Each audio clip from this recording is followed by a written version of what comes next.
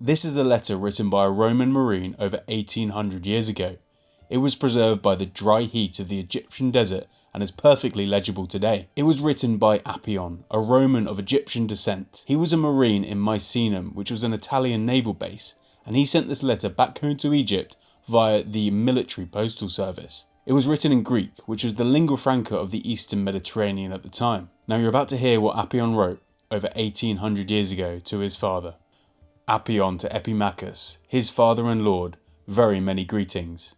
Before all else, I pray for your health, and that you may always be well and prosperous, together with my sister, her daughter, and my brother. Thank the Lord Serapis that when I was in danger at sea, he straightway saved me. On arriving at Misenum, I received from the emperor 3 gold pieces for travelling expenses, and it was well with me. Now I ask you, my lord and father, write me a letter telling me first of your welfare, second of how my brother and sister are doing, and third that I might devoutly greet your hand, because you educated me well, and I hope thereby to have quick advancement, if the gods so will. Give my salutations to Patron, my brother, my sister, Serenilla, and my friends.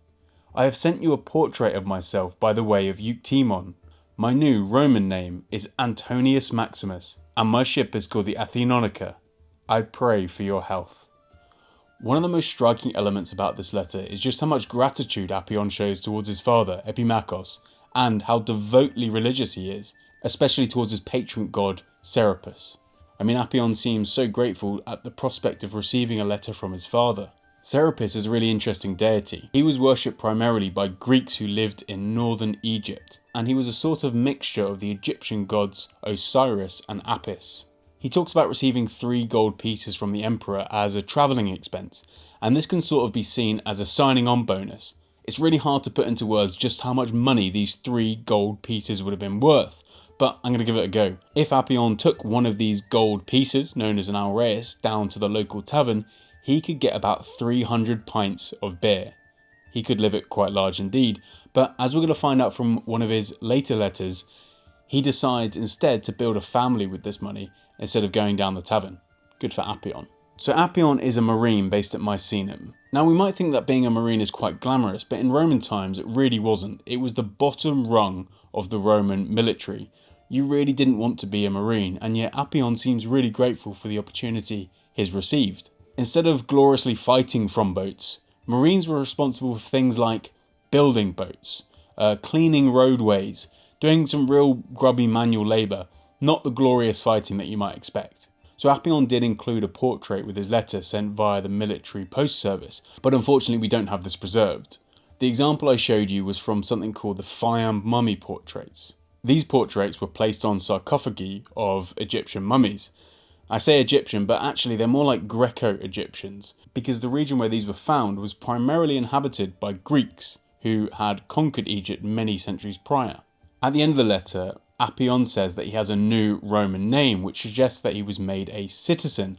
Antonius Maximus, or Big Tony as we'd probably call him today in New York, was his new Roman name. And this shows one really interesting point, that Apion, although he is from Egypt and he's of Greek descent, he really is proud of his new Roman identity.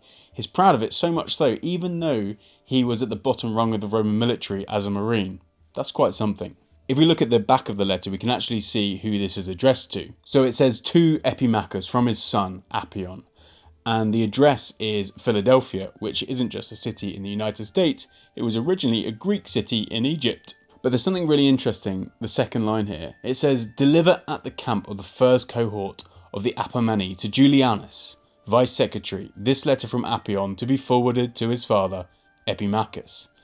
The reason this is interesting is because you are not allowed to use the military postal service for personal correspondence. That was considered a no-go. So many historians have debated what this line actually means. Some people think that Julianus was a friend of Epimachus and that he could grease the wheels of the military postal service. But no one will ever know for certain how Apion was able to send a personal letter via the military postal service. Luckily we have quite a few of these papyrus letters that do survive. But amazingly, we have 2 from Apion. This time he doesn't use his Greek name Apion, he uses exclusively his Roman name. So here is a second letter from Apion, the Roman marine over 1800 years ago. Antonius Maximus to his sister Sabina, many greetings. Before else I pray that you are healthy, for I myself are well. Making mention of you before the gods here, I received a little letter from Antonius, our fellow citizen, and when I learned that you are well, I rejoiced much.